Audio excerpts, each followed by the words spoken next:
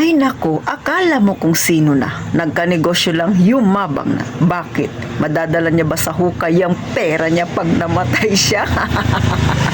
Yan ang sabi ng kapitbahay mong hindi mo pinautang, sisi. Magandang araw. Kumusta kayo? Ito na naman si Ate Tintin. May chichismax na naman ako sa inyo. Real talk ito mga sisi. Kaya kung gusto mong malaman, huwag ka nang mahiya. Mag-subscribe ka na kay Ate Tintin. At syempre, paki-like na rin ang video na ito, please. At syempre, paulit kung hindi ka busy, abay, paki-share na rin mga kasari. At tayo nang mag-chismisan.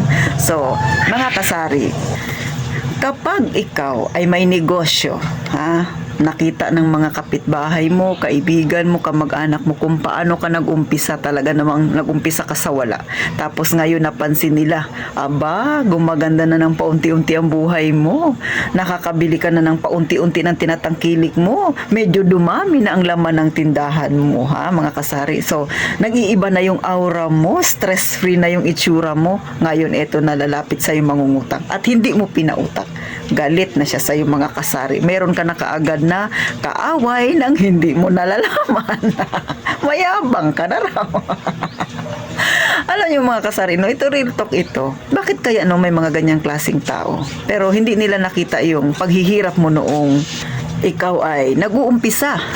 Yung pagod mo, yung puyat mo, yung sobrang pagtitipid mo. Bakit? Kasi gusto mo na kahit papano makatubo pa. O diba? Talaga namang kung makatipid ka ay wagas talaga mga kasari. Sabi nga nila, kung bitawan mo yung pera ay lukot-lukot na. So ganon ka magtipid talaga mga kasari. Kasi syempre, mayroon kang goal sa buhay. Hindi nila nakikita yun. Hindi nga nila nakita yung ay bag mo na ang laki-laki na dahil lagi kang puyat, lagi kang pagod, kulang ka sa tulog. Hindi nila nakita yun. Ang nakita nila sa'yo, maganda na ang iyong buhay. Ang nakita nila sa'yo, aba, may mga alahas na, naninilaw na. May mga ganyan na. May mga ganyan na silang sinasabi sa'yo. Diba? Tapos lalapit na. Ngayon, dahil kilala mo na, hindi mo sila pinautang. So, galit na sila sa'yo. Kaya, ikaw na, medyo umaangat-angat na ang buhay, ikaw na may negosyo, mag-adjust ka na. Hindi mo na pwedeng suotin yung mga alahas mo kung mayroon ka. O diba mga kasari? So, mahirap din pala pagka unti-unting gumaganda yung buhay mo. Bakit? Nagiging sinungaling ka. Bakit? Pag nangungutang sa isa, sabi mo, wala akong pera, sis. Pero may pera ka naman. Kaya lang, dahil nga sa ginawa nila sa'yo, dahil nga kilala mo na sila na hindi sila marunong magbayad, kailangan mo pang magsinungaling. Mag-a-adjust ka na ngayon. Ang hirap pa rin talaga ng buhay natin, no? Sa mga walang tindahan dyan, ito ang sasabihin ko sa inyo, kung nagbabala ka na magkaroon ng tindahan at maganda ang location mo, gumaw ka na. Pero ito yung realidad. Lahat ng mga pinagsasabi ni Ate Tintin, sa ayaw at sa gusto mo, mararanasan mo yan dahil totoo yan. Sasabihan kang hindi mo madadala sa hukay ang pera mo. Kasi nga, hindi mo sila pinauta. Sasabihin pa niya yan na sana ay mabroke ka, sana ay mabankrupt yung tindahan mo. Sana malugi ka. Grabe na mga mindset talaga ito ng mga beshi natin, di ba?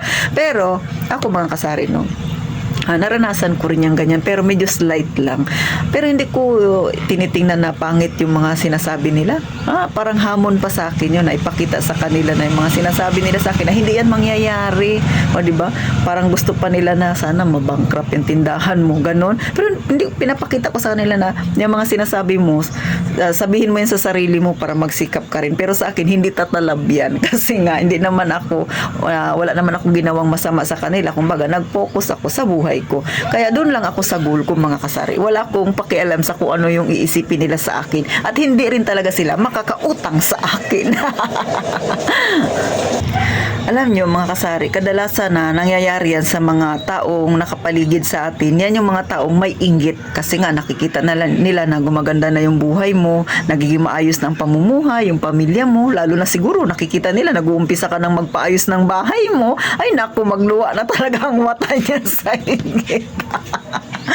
Kaya nasa sa inyo na yan kung paano ninyo i-handle yung mga ganyang klaseng tao. Pero para sa akin, hinahayaan ko na lang yan sila mga kasari. Doon ako sa kung ano yung goal ko.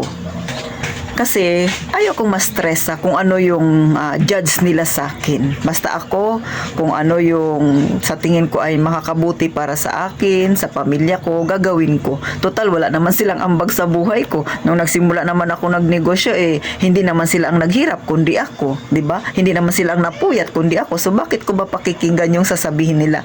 Kaya, kung ikaw ay nakakaranas ng ganyang sitwasyon, sisi, ay huwag mo masyadong damdamin. Ipakita mo sa kanila kung ano ang kaya mong gawin, sabi sa kanta. So hanggang dito na lang. Etong kwentuhan natin ay napakasimple lang, pero realidad ito, nangyayari talaga ito dahil ang buhay natin ay nasa masa. Gusto ko lang kayong mapasaya, gusto ko lang ma-refresh yung isipan ninyo dyan sa mga nakaranas nito na nakalimutan na nila dahil nga syempre magandang maganda na ang buhay nila. Syempre, kung tatanawin mo kung ano yung pinagdaanan mo, yan ang naging dahilan kaya naging matatag ka. So hanggang dito na lang mga kasari, at gaya nga ng palagi sinasabi ni Ate Tintin, mag-iingat tayong palagi mga kasari.